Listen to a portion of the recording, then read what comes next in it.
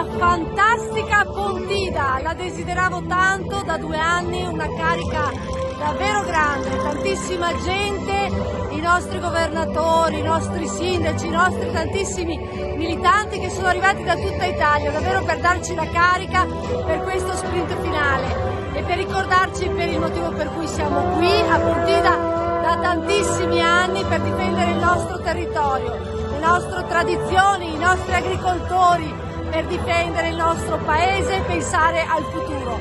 Grazie a tutti, un fantastico Matteo Salvini, siamo carichi per portare l'autonomia con il governo del centrodestra. Noi ci siamo e andremo a vincere domenica.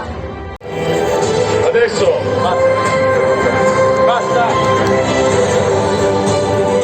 Allora, prima di dare la parola ai capigruppo, e questa è una cosa semplicemente eccezionale.